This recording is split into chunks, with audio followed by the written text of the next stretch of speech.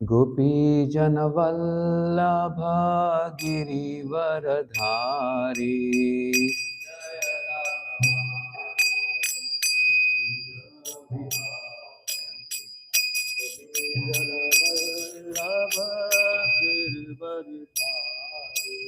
जय राधा माधव कुंज बिहारी गोपीजनवल्लभ गिरिवरधारी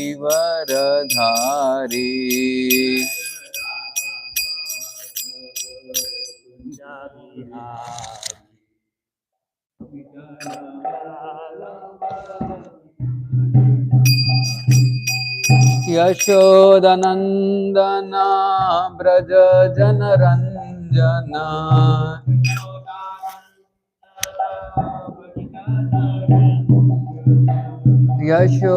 यशोदनंदना ब्रज जनरंजना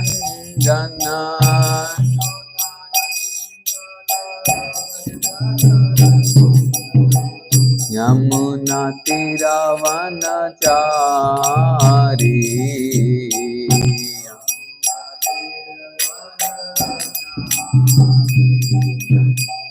यमुना तीरावनचारी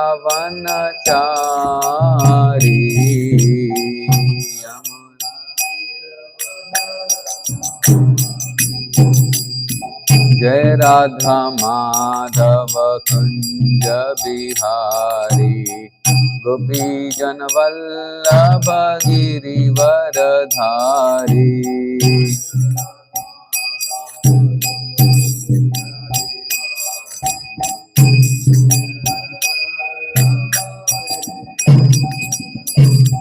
जय राधा माधव कुंज बिहारी गोपीजनवल्लभ गिरिवरधारी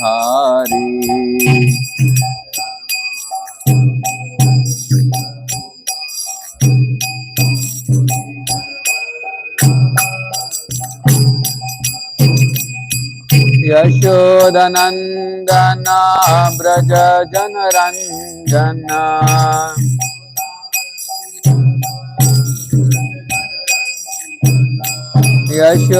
यशोदनंदना ब्रज जनरंजना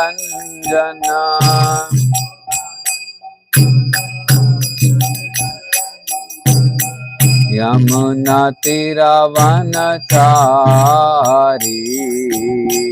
यमुना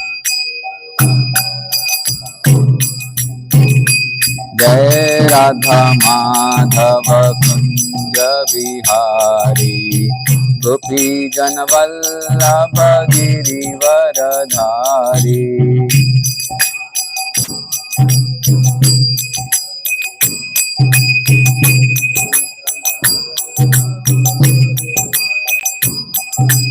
हरे Krishna Krishna Krishna Hare Hare Hare Ram Ram Ram Hare Hare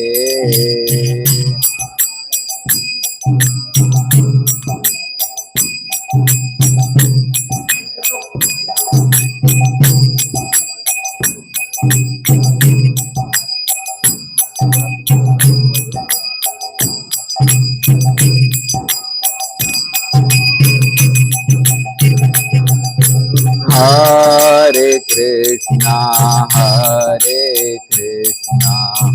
Krishna Krishna Hare Hare Hare Ram Ram Ram Hare Hare Hare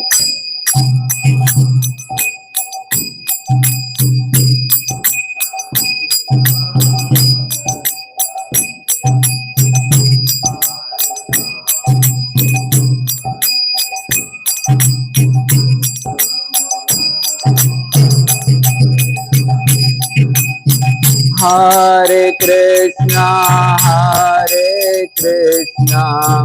Krishna Krishna Hare Hare Hare Rama, Hare Rama, Rama Rama, Hare Hare.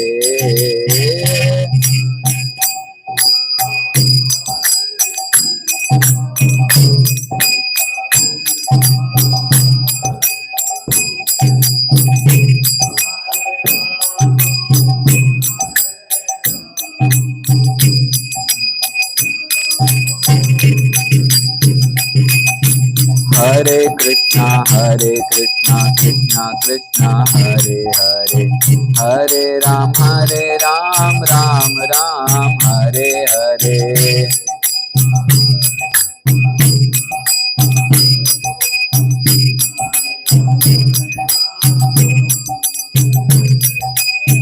Hare Krishna, Krishna Krishna, Hare Hare, Hare Ram, Ram Ram, Hare Hare.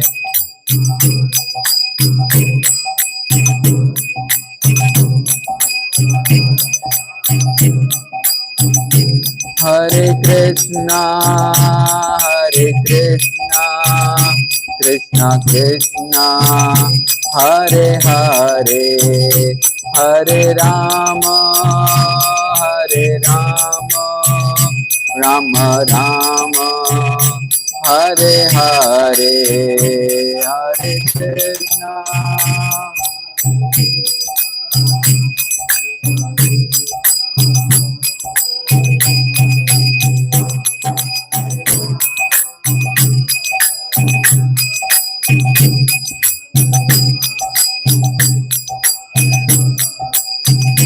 Jaya Radha Govinda, Radha Govinda Radhe.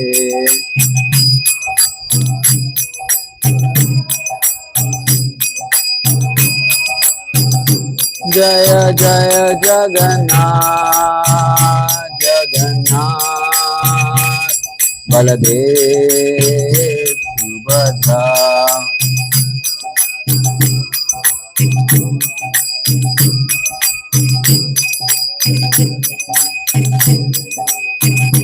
Jaya Gauranitai, Gauranitai, Gauranitai, Jaya Gauranitai.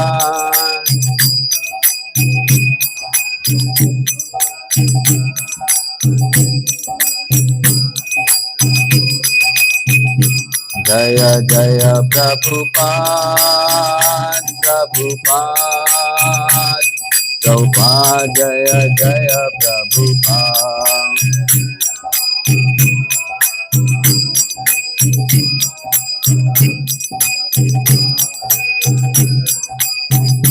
Nitai Gaura Hari Bol, Hari Bol, Hari Bol, Nitai Gaura Hari Bol.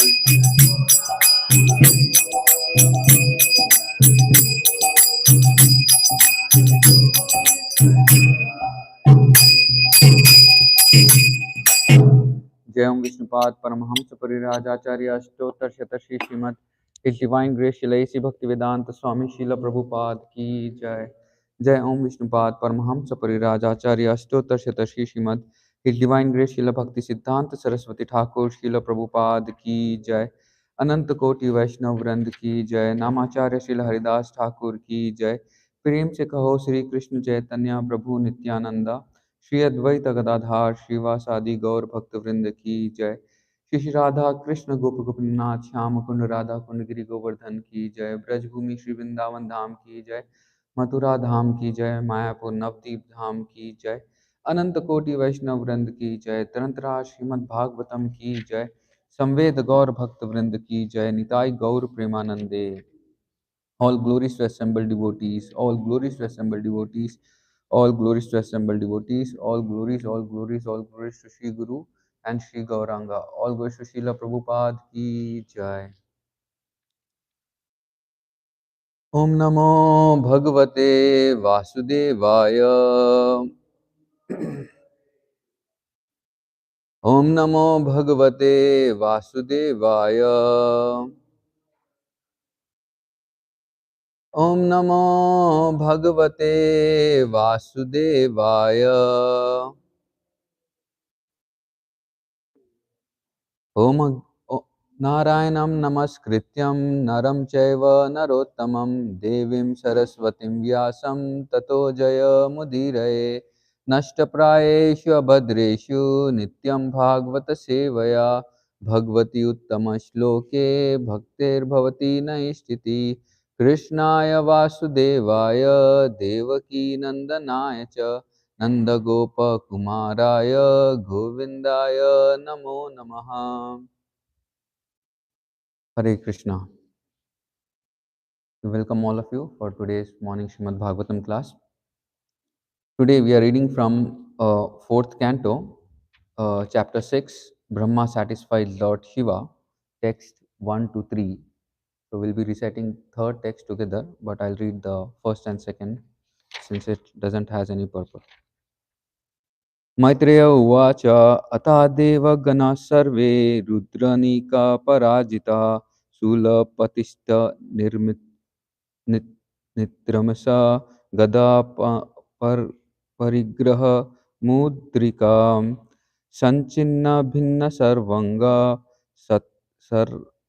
सत्विका सभ्य भयाकुला स्वयंभुवे नमस्कृत्य Kristanineetena Navyadhanam. Translation: all the priests and other members of the sacrificial assembly and all the demigods, having been defeated by the soldiers of Lord Shiva and injured by weapons like tridents and swords, approached Lord Brahma with great fear. After offering him obeisances, they began to speak in detail of all the events which has taken place. Text 3. Upalabdhya purvitada. Please recite. Bhagwan abja sambhavam Narayanascha Vishvatma na kasya dharam udyate kasya udyate upalabdhya पूर्वतदाद भगवान अभ्यासम संभवाम नारायणश्च विश्वात्मा न कस्य धर्म ऊर्जते न कस्य. Please recite.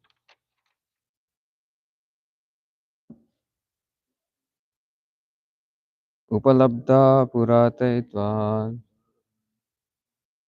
भगवान and Vishvatma, super soul of the entire universe. Na, not. Kasya, of Daksha. Adharam, to the sacrifice. Uyate, did go. Translation and purport by His Divine Grace Srila A.C. Bhaktivedanta Swami, Srila Prabhupada. Srila Prabhupada ki jai. Both Lord Brahma and Vishnu had already known that such events would occur in the sacrificial arena of Daksha, and knowing beforehand, they did not go to the sacrifice. Purport. As stated in Bhagavad Gita 7.26, Vedeham samatitani vartamanani cha Arjuna. The Lord says, I know everything that has happened in the past and is going to happen in the future. Lord Vishnu is omniscient, and he therefore knew what will happen at Daksha's sacrificial arena. For this reason, neither Narayan nor Lord Brahma attended the great sacrifice performed by Daksha. Om Ajnanatimirandasya Jnananjana-shalakaya Chakshunum militam yena tasmai Shri Gurave Namaha.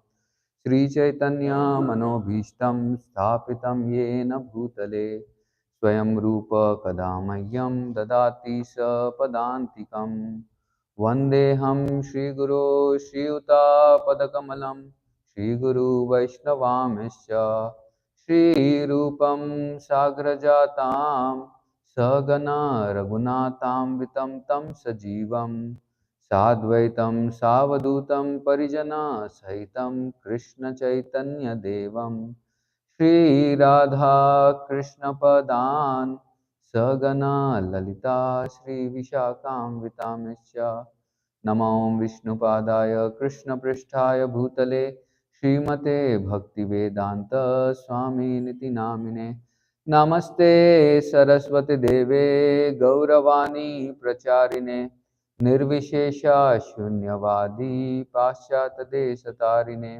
नमो महावदन्याय कृष्णप्रेमपरायते कृष्णाय कृष्णचैतन्य नामिने गौरतिशे नमः। हे कृष्णा करुणा सिंधु दीनबंधु जगतपते गोपेश गोपिका कांत राधा कांत नमस्तुते तप्त कांचन गौरांगी राधे वृंदावनेश्वरी वृषभानुसुते देवी प्रणमामि हरिप्रिये वाञ्छाकल्पतरुभ्यश्च कृपा सिन्धुभ्येव च पतितानां पावनेभ्यो वैष्णवेभ्यो नमो नमः। जय श्री कृष्ण चैतन्य प्रभु नित्यानंद श्री अद्वैता गदाधार श्रीवासादि गौर भक्त वृंदा हरे Krishna Krishna Krishna Hare Hare Hare Ram Ram Ram Hare Hare.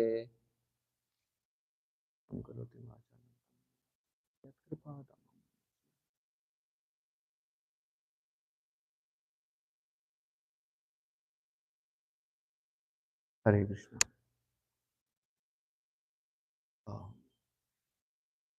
First of all, I'd like to seek blessings of all the devotees who have assembled here so that I can speak on Śrimad Bhāgavatam, the nectarian message of Srila Krishna spoken by Sukdev Goswami for the purification of my heart and for the glorification of the Supreme Lord and as a service to all of you. Hare Krishna. So, today we are discussing the fourth canto. The description is happening between the sacrificial arena um, where um, where Daksha has committed an offense of neglecting his daughter Sati, and because of the negligence, Sati felt Sati feeling a lot of regret that Daksha is not respecting Lord Shiva, and because of not respecting Lord Shiva and neglecting Sati in the sacrifice, Sati takes the step of committing suicide by burning herself in the fire. And after burning, this news is sent to Lord Shiva through his followers. And as soon as Lord Shiva's followers they hear this news, Lord Shiva also becomes very angry at Daksha, and he immediately takes his hair out and creates a demon named Virabhadra, and he sends it to the sacrificial arena to create havoc. And in the last chapter, we have read about how the demons, how all the goblins and all the all the associates of Lord Shiva, they come and they destroy the complete sacrifice. They kill Daksha by cutting off his head on the same sacrificial spot where the animal is supposed to be sacrificed. He's chopped by the same chopper, and then his head is burnt in the same sacrificial fire, which the obligations are to be done to Lord Vishnu. And the mustache of Bhrigu Muni has been burnt, and the eye of Bhaga, the one of the sages who was eyeing and laughing when Lord Shiva was cursed, his eyes got plugged, and Daksha's head was cut by Virabhadra. And in this chapter, since all the goblins and all the associates of Lord Shiva, they create such a great havoc that the demigods are also who have taken part in this sacrifice. They are also like they incur sin, and they incur a lot of pain and anxiety also because of the attacks by the Lord Shiva's followers. So now they approach Lord Brahma, and they start speaking to Brahma. So in this chapter, if we see, the division of the chapter goes in such a way that it has 53 verses, and the 1 to 8 is the verse number 1 to 8. There's a description of demigods approaching Lord Brahma for help, since they have committed an offense towards Lord Shiva, because Lord Shiva was not part of the sacrifice, and all these demigods, they went to take the obligations from this sacrifice. So it was an offense towards Lord Shiva, and Brahma and Vishnu, since they knew this thing was going to happen, so did not take part in this sacrifice. But all other demigods who went there, they had to, they had in one way committed an offense towards Lord Shiva and his associates. So this is the description where the demigods approached Lord Brahma and for help, and then later on, Brahmaji takes everyone and they go to Mount Kailash. And while going to Mount Kailash, there is this very beautiful description of Mount Kailash, which will be coming in this chapter from verse number 9 to 22. And from 22 to 31, there's this description of, beautiful description of Alaka region where Lord Shiva resides. And then there is the darshan of Lord Shiva which takes place, and all the demigods, they see how Lord Shiva is sitting under the great banyan tree which is there in Mount Kailash. And then at the end of the chapter, we see how Brahma satisfies and glorifies Lord Shiva, and he satisfies Lord Shiva, and he asks for forgiveness from Lord Shiva by approaching him, and Shiva petitions them, from this offense. Since Shiva is Asutosh, he is very easily pleased. So Lord Shiva easily gets satisfied. So this is the flow of the chapter what will be coming ahead. But in this purport, this purport has been very beautiful also. The purport describes the omniscient thing of Lord Krishna, Lord Vishnu. As stated in Bhagavad Gita, Vedaham Samatitani Vartamanani cha Arjuna. The Lord says, I know everything that has happened in the past and is going to happen in the future. So Lord knows everything what is happening every time. If you see this verse of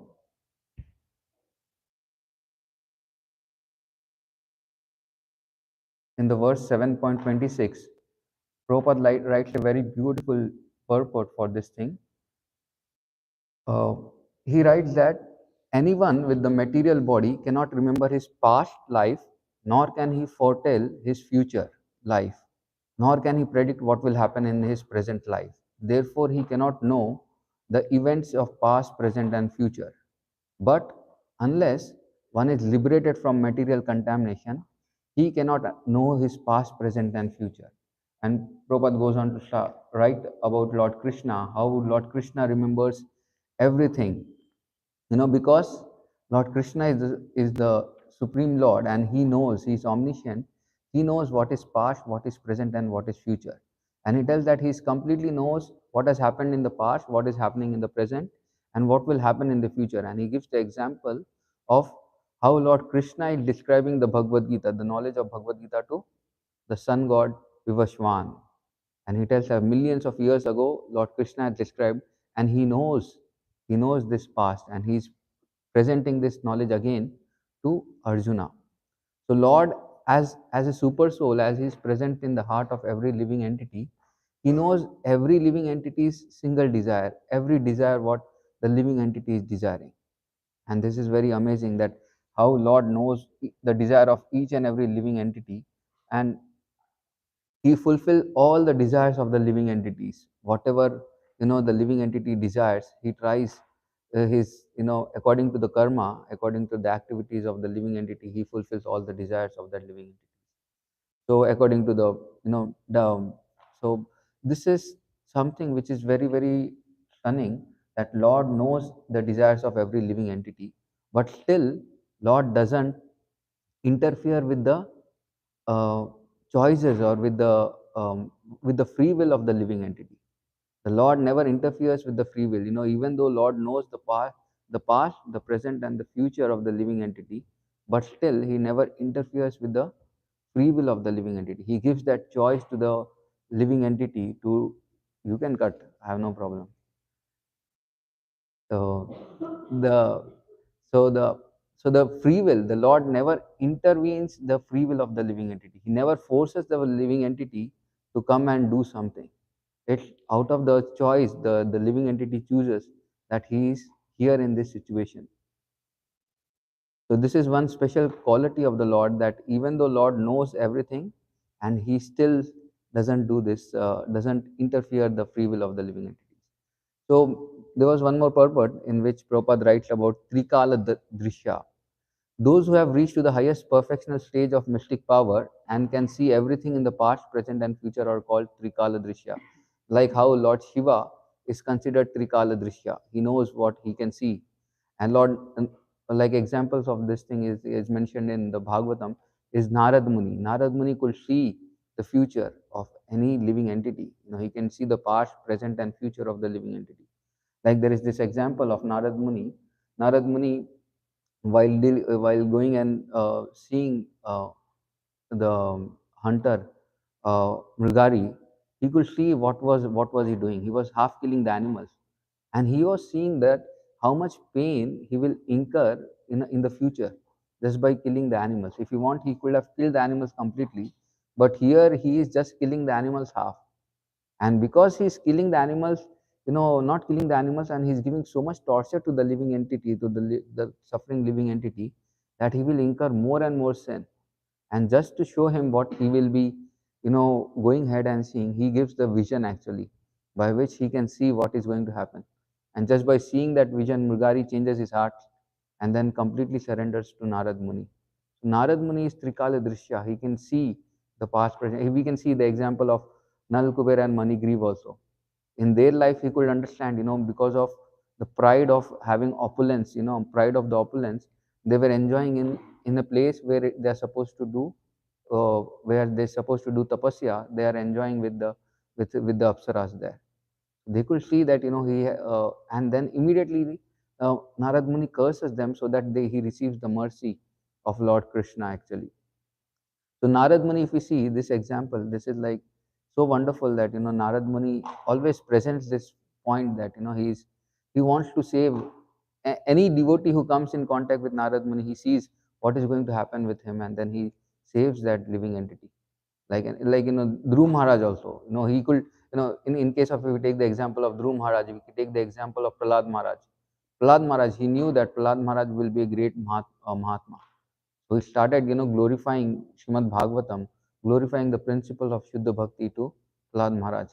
And immediately we can understand, how Prahlad Maharaj had become such a Mahatma just by hearing the sound vibration from Narada Muni. And we see, in Lord Chaitanya Mahaprabhu's Chaitanya Leela also, how Lord Chaitanya Mahaprabhu had shown this example of that he also can see the past, present, and future. Many times he had showed it in many of the pastimes. We come to this pastime of Sanatan Goswami traveling from, when he escapes from the jail and he starts traveling towards to meet Lord Chaitanya Mahaprabhu. So when he starts traveling to meet Lord Chaitanya Mahaprabhu, he gets to the he travels and he reaches, he meets his nephew Shrikant, and Shrikant gives him a very nice chadar actually, and he wears that chadar and he's going, and he comes to the point of Prayagraj where Lord Chaitanya Mahaprabhu is also there, and he comes to know that Lord Chaitanya Mahaprabhu is inside the house, and there, of Chandrasekhar Acharya, Chandrasekhar and who is that other devotee? I'm not getting the other devotee who was there present when Lord Chaitanya Mahaprabhu was there at Prayag. And then during that time, he tells Chandrasekhar that, there is one very wonderful devotee who is waiting outside. Please go and get him. And this devotee goes out, and since Sanatan Goswami has been traveling for a long time, he has developed a beard and his clothes have been shattered, and he's just appearing to be like a beggar. And he doesn't devotee that devotee doesn't recognize that he is a, very very wonderful devotee, very high devotee, so he wanted to go, and Chaitanya Mahaprabhu again and again tell, please go and get that devotee, there is a great devotee who has come outside, and he tells there is no one except a beggar actually who is begging, and then he tells go and get him. Then Chaitanya Mahaprabhu himself goes and gets Sanatan Goswami inside, and tell this is a great devotee. So Chaitanya Mahaprabhu could see that Sanatan Goswami is standing outside. You know, this is one instance. There's one more example where of this thing where Lord Chaitanya Mahaprabhu exhibits uh, to see what the devotees are trying, that what he is going to do in the future. And then we see more such pastimes, like how Murari Gupta also, when he was asked to chant the name of Lord Krishna, and he was so loyal to Lord Ram that it was very difficult for him to chant Krishna's name. And Chaitanya Mahaprabhu has instructed him that he should chant the name of Krishna. And here is Murari Gupta who's trying to chant the name of Krishna, but he's not able to chant the name of Krishna because he's in love with Lord Ram. So he had so much faith that, I just need to chant the name of Lord Ram. And immediately he decides, since I'm not fulfilling the order of Lord Chaitanya Mahaprabhu, what I should do is I should commit suicide. And he takes one knife and he keeps it under the bed. Next day he wants to commit suicide by committing by killing himself.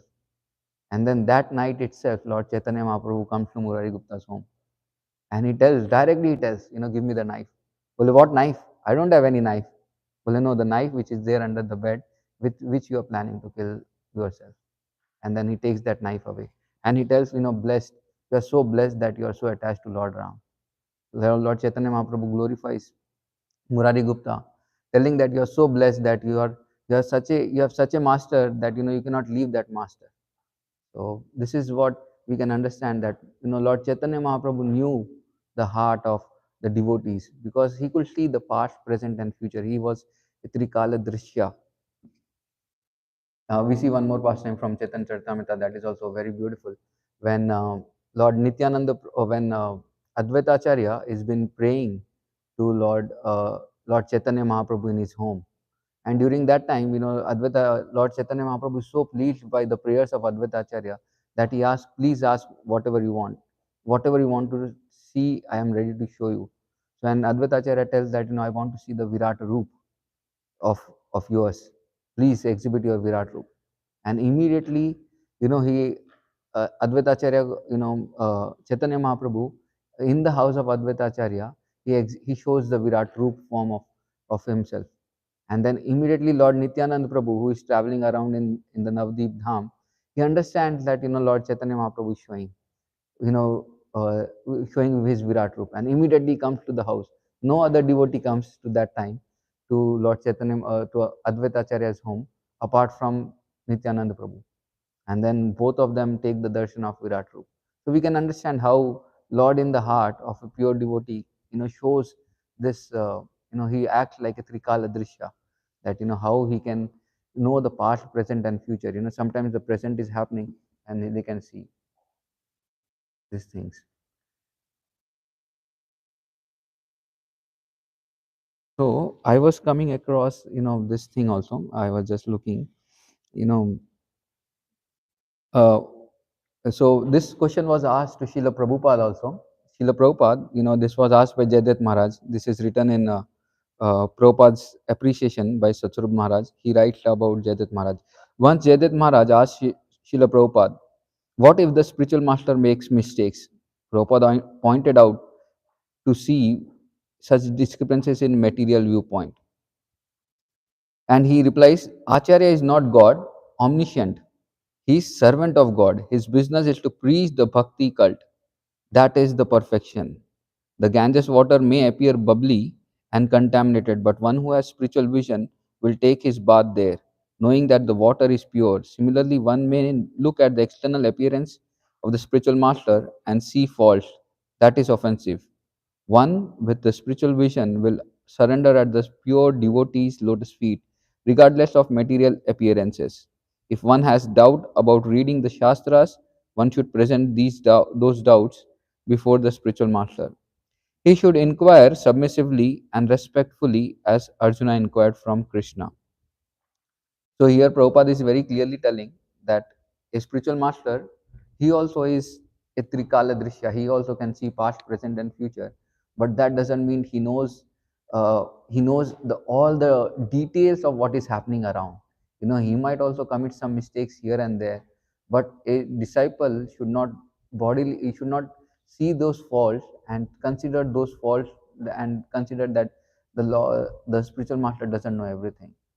There are so many instances where Srila Prabhupada knows the heart of so many of his disciples.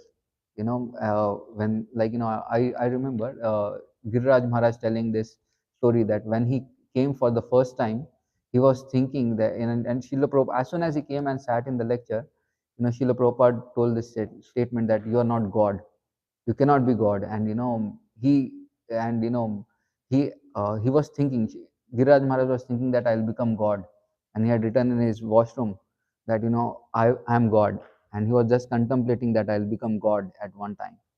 And here, as soon as Srila Prabhupada comes, as Giriraj Maharaj comes and sees that, and sits in the lecture, Srila Prabhupada tells that no one can become God. If one tries to become God, he is nothing but dog. And immediately, as soon as he hears this statement, he's like bewildered, that how can, Srila Prabhupada knows my mind, and immediately addresses the point that, you cannot become God anytime. You can become the servant of God, or you can become the representative of God, but not God. So we see that it's not like possible for us to become God, but it's possible for us to become the servant of God. So this was like what I wanted to present on this theme of the Lord knows everything, past, present, and future. And because of knowing this thing, Brahma and Vishnu, they did not take part in this sacrificial arena actually, where Daksha was offending Lord Shiva. I wanted to discuss one more theme about offenses, since the demigods have offended Lord Shiva.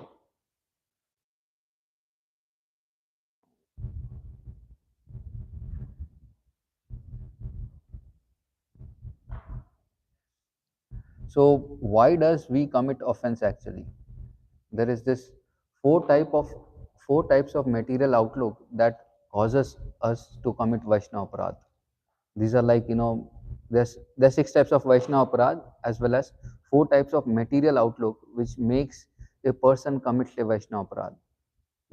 It's like, previous to this, is like we can easily remember this in the way of, if we just remember plus, plus. So plus is previous to coming to Krishna consciousness, since committed by that devotee, we consider that devotee to be very very those sins to be very greater, because of the material outlook what we have towards the Vaishnava, towards the living entity, that what he, since he has committed coming to previous to Krishna consciousness. Like a person, before coming to Krishna consciousness is uh, breaking all the four regulative principles, like he's smoking, drinking, or something like that. Then we have that material outlook towards that Vaishnava, then that causes us to commit Vaishnava Aparadh. Even though that Vaishnava has left all those bad habits, and still has become a great Vaishnava, but still if we have that outlook to see towards him, then that's a very that causes us to commit that Vaishnava Aparadh.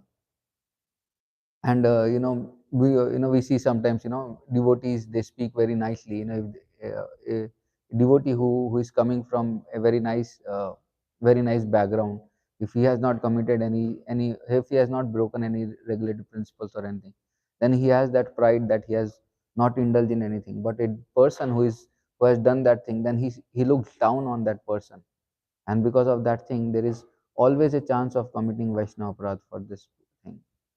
And then when we see that sometimes L stands for last traces of sin that surfaces in a devotee's behavior.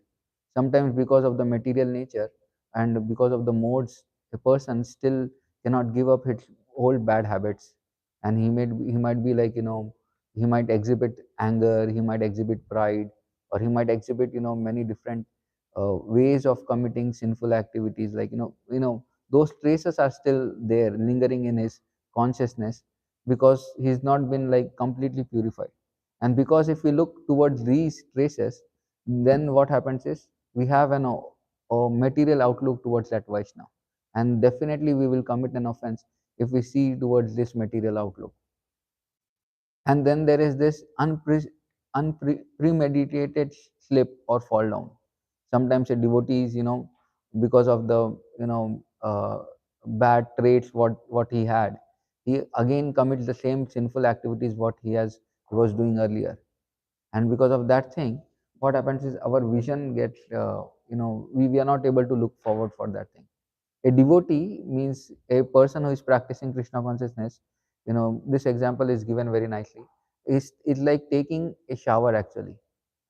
As soon as he starts taking a shower, all the impurities what a devotee has, they start going off. Like a person who has traveled for a long time and there's a lot of bad smell coming from because of not taking proper bath, then what happens is, we cannot go very close to that person.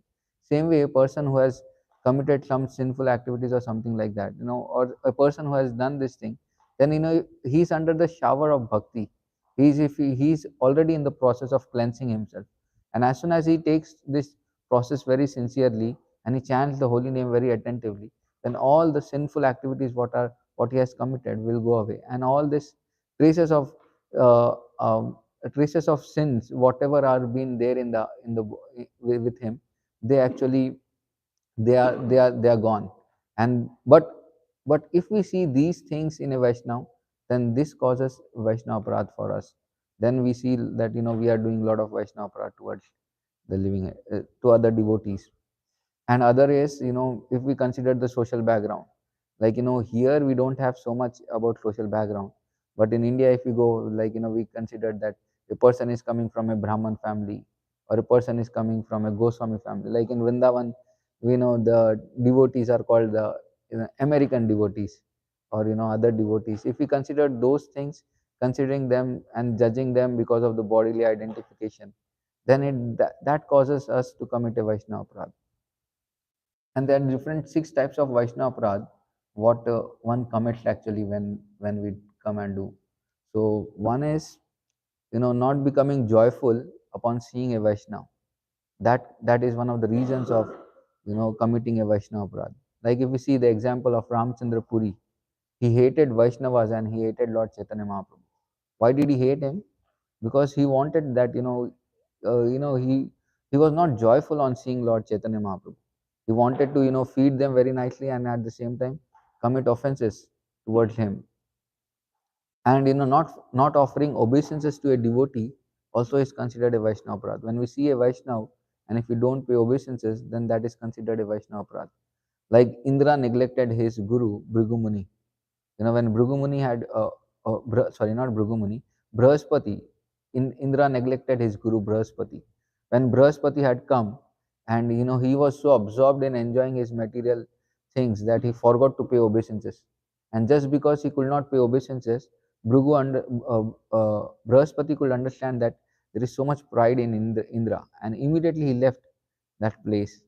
And that caused for him, and he could understand, Indra could literally understand that he has committed a great offense towards Brahaspati, and immediately he went and he wanted to go and beg forgiveness.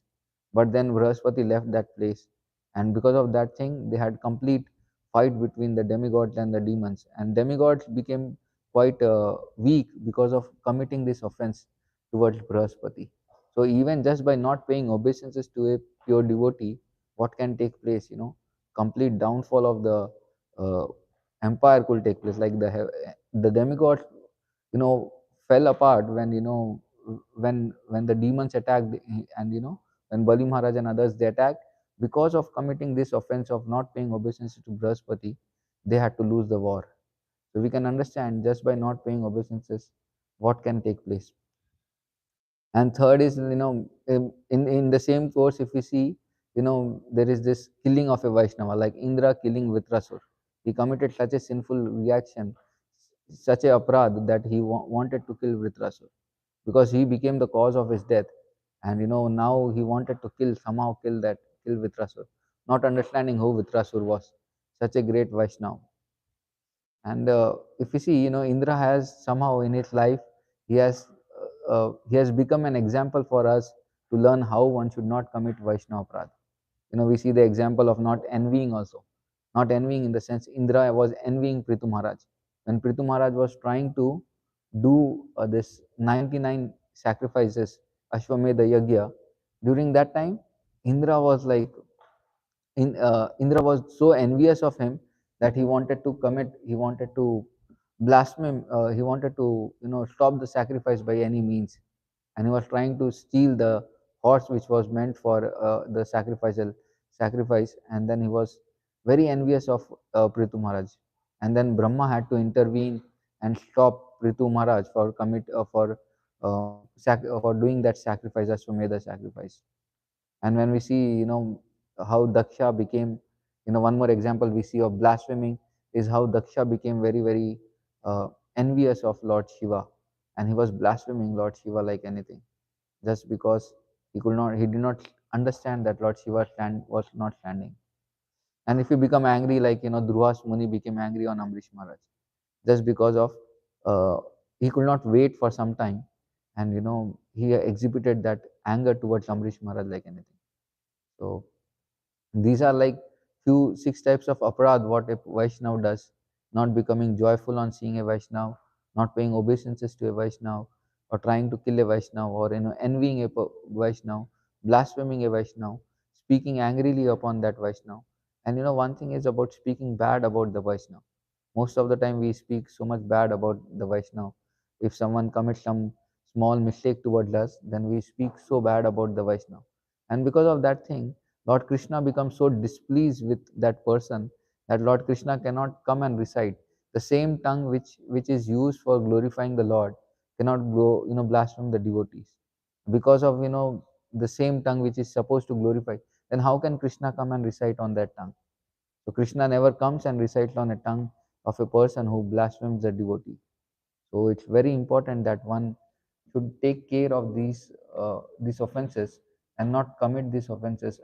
You know, the main thing what a uh, person does because of committing offense and how to overcome offenses, when a person glorifies the Vaishnavas around, when he have a loving relationship with the Vaishnavas, then it becomes very easy for him to not commit Vaishnava aparadha. And even though he looks some fault in the Vaishnav, if he is not in the concerned authority, then he has no right to go and correct that Vaishnav. He just needs to report it to the right authorities, or according to adhikar he should go and he can go and tell to a Vaishnav. Or else if he doesn't have adhikar, then he should not uh, go and tell to that Vaishnav. Adhikar and Sambandh both are very important when we are giving correction to a Vaishnav. If we don't have proper proper relationship with that Vaishnav, then we cannot go and correct that Vaishnav. Neither we can go and uh, uh, and unless and until we have that adhikar, we should not do that. Or else it becomes like that devotee will not be able to take that thing, and then eventually it becomes like Vaishnava aparad unnecessarily. And if one commits Vaishnava, what happens is his mercy towards Krishna, the mercy of Krishna has been taken away. We are trying to receive Krishna's mercy every day, and if we commit a Vaishnava aparad, then Krishna will be so displeased that he removes that mercy from us, and we lose the taste for chanting, we lose the taste for hearing, and our taste for material desires increases more and more. Our hankering to fulfill the same desires what we were at one time giving up, those desires again linger in our heart, and we want to fulfill that material desire. And then the material objects which we had rejected now become quite attractive because of committing Vaishnava aparadha. So one should carefully guard himself for committing any Vaishnava aparadha actually. And it is like how Lord Chaitanya Mahaprabhu explained. This is like a mad elephant, which is ready to destroy the garden actually of Bhakti Lata. So one should be very very careful. One should be very careful in avoiding Vaishnava aparadha. Hare Krishna. So we have more 5 minutes. So if anyone has any questions, comments, or any corrections, please.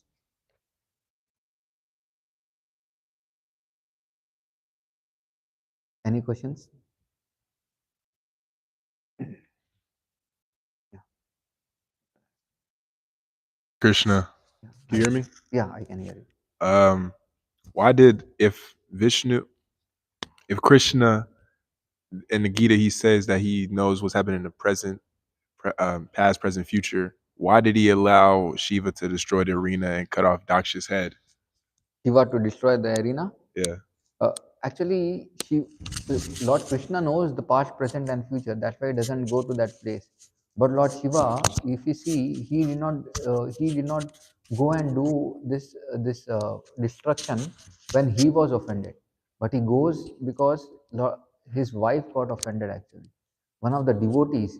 When someone commits an offense towards a devotee, then we should take proper action for that thing. But when someone is committing offense towards oneself, then he's quite forgiving actually, and he tolerates tolerates anyone committing that offense.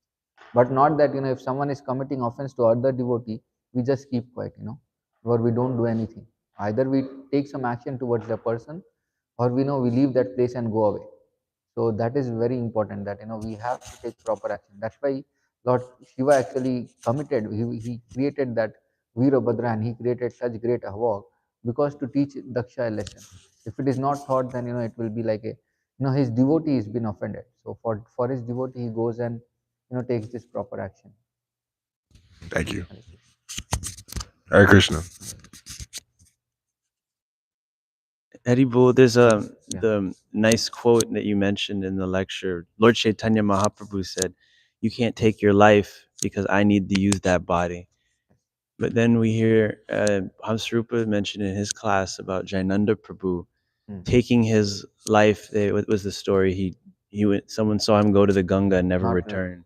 yeah. Yeah, you heard about Which one? Jainanda Prabhu. I think Jayananda? there was like a morning walk. Jainanda. No, not No, Jayananda.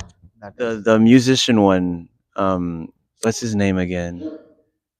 I can't remember. You know who I'm speaking of? Yeah, yeah. I'm not. The big Kirtaniya. Oh well, I can't remember his name now. No, no.